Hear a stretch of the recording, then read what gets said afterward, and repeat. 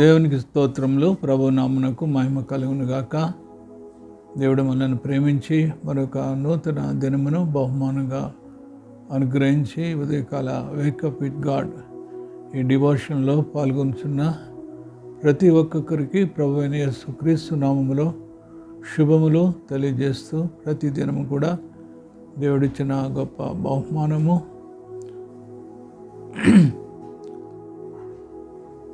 Praise God for this day, the gift of this day and gift of life God has given to all of us.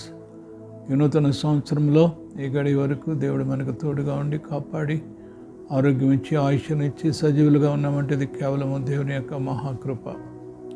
భక్తుడు ఈ రీతిగా సెలవిచ్చి ఉంటున్నాడు, the life in front of you is more important than the life behind you. మరి ఒక నూతన సంవత్సరంలో దేవుడు మనల్ని ప్రవేశపెట్టి ఉన్నాడంటే మన ముందున్న దినములన్నిటిలో కూడా దేవుడు గొప్ప కార్యములు చేయటానికి మనను వ్యక్తిగతంగా కుటుంబంగా ఆత్మీయంగా ఆశీర్వదించడానికి దేవుడు ప్రార్థిస్తూ ఉన్నాడు మనందరి కొరకు.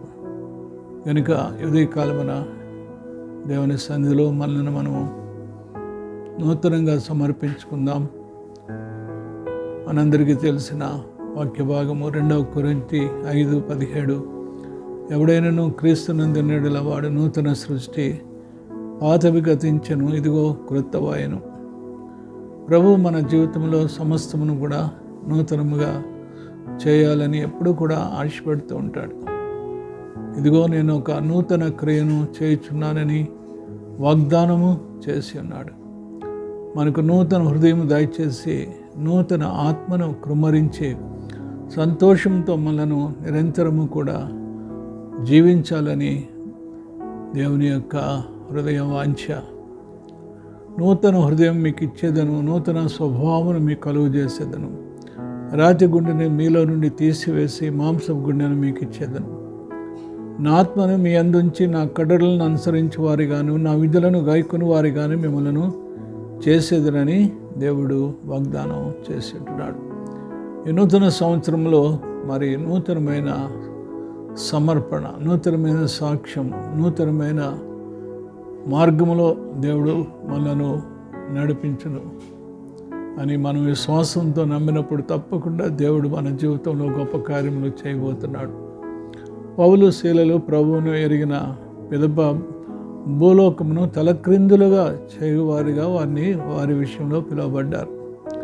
దీనంతటికీ కారణం మనము ప్రభువును అంగీకరించిన తర్వాత పరిశుద్ధాత్ముడు మనలో ఉంటూ మనకు నూతన స్వభావమును ఆయన కలుగు చేస్తున్నాడు. పరిశుద్ధాత్మ దేవుడు ఏం చేస్తున్నాడు? Right now we are transformed into the image of our Lord and Saviour Jesus Christ.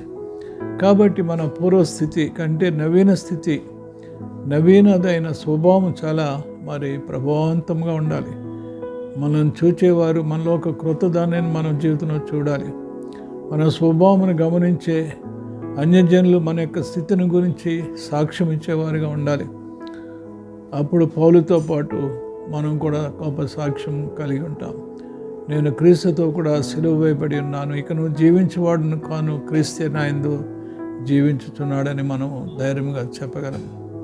కనుక ఈ నూతన సంవత్సరంలో ఈ గడి వరకు దేవుడు మన ఎడల చూపించిన ఆయన ప్రేమను బట్టి, విశ్వాస్యతను బట్టి, నమ్మకత్వం బట్టి దేవుని స్తుతిస్తూ మరి సంవత్సరం అంతటిలో కూడా దేవుని సన్నిధి మనకు తోడుగా ఉండి ఆయన సహవాసంలో వర్ధిల్లుచు దేవ స్వభావం పొందుకొనుటలో మనం శ్రద్ధ కలిగి మరి దేవుడిచ్చే సమృద్ధి అనే జీవాన్ని మనం కలిగి దేవుడిచ్చే సంరక్షణను మనము అన్ని వేళలా కలిగి జీవించుటకు పరిశుద్ధాత్మ దేవుడు మనకు తోడయండి సహాయం చేయనుగాక.